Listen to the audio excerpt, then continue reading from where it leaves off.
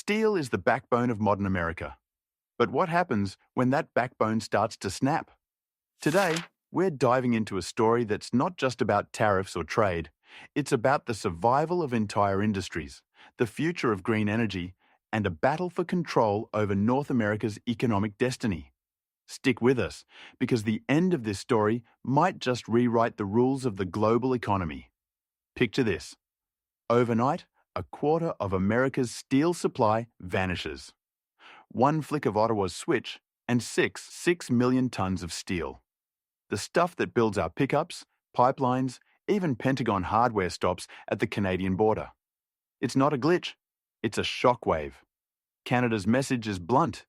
Keep the steel at home, fuel new jobs, and bankroll billion-dollar green factories north of the border.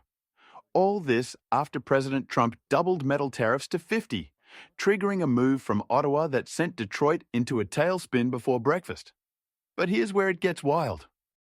The trade war isn't just bruising Wall Street, it's pummeling Main Street. With every coil Canada keeps, American factories scramble. Prices for hot-rolled coil jump 6 overnight, the steepest spike all year. General Motors slashes $5 billion from profit forecasts. Ford, unable to absorb the hit, hikes prices by up to $2,000 per car. Construction crews warn that Biden's bridge projects are teetering, risking delays and millions in extra costs.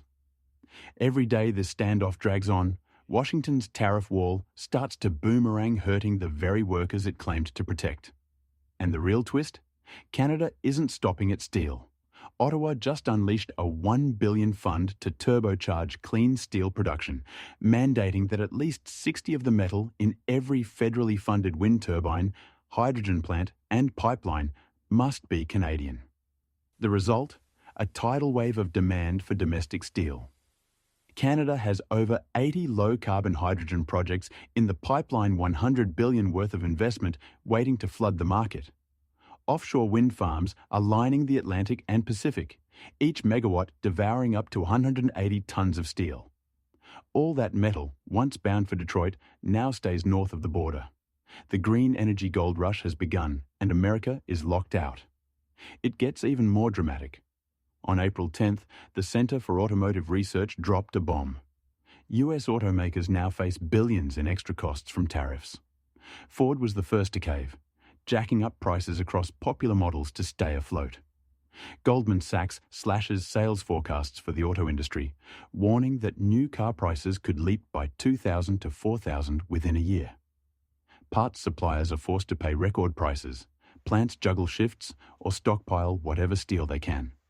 An F-150 frame now costs more than an entire sedan's sheet metal did 3 years ago. Margins are squeezed, electric vehicle rollouts are threatened, and some factories face layoffs just as politicians trumpet "Made in America." Here's the cruel irony. The tariffs meant to protect American jobs are now threatening to idle the very workers who backed them. Ford's Wayne plant, for example, suffered a 9-hour shutdown because it couldn't get a single Canadian-made die across the border without paying the sky-high levy. GM is bracing for reduced shifts if prices stay high, risking hundreds of union jobs. Washington's protectionist firewall is now a ticking time bomb for Main Street. But for Canada, this is more than just a defence. It's an opportunity. By slashing emissions through cutting-edge electric arc furnaces tech that slices steel's carbon footprint by 75, Canada's betting big on green steel. Ottawa is subsidising projects left and right, demanding that every wind turbine, hydrogen plant, and CO2 pipeline use homegrown metal. The country's largest union calls it a lifeline, a way to turn the pain of trade war into thousands of high-quality jobs. And make no mistake, this isn't just a North American feud. The battle is already heading to Geneva, with lawyers preparing to argue whether Canada's quotas are fair play or foul.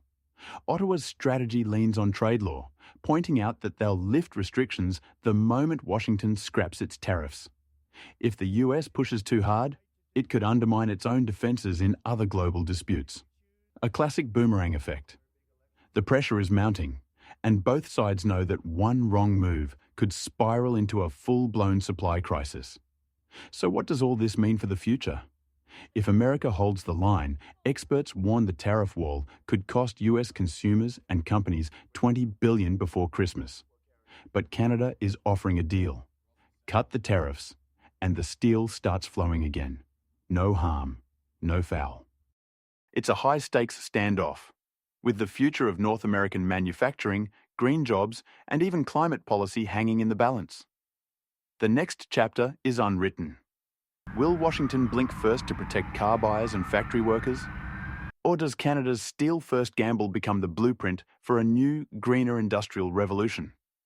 The map is redrawn, the stakes are enormous, and every decision made in Ottawa or Washington will echo through supply chains and job markets across the continent. What do you think? Is this the dawn of high-priced self-reliance or the spark of a new, cleaner era in manufacturing? Let us know in the comments, smash that subscribe button, and stay tuned, because the real twist in this trade war could land before the ink on today's headlines even dries.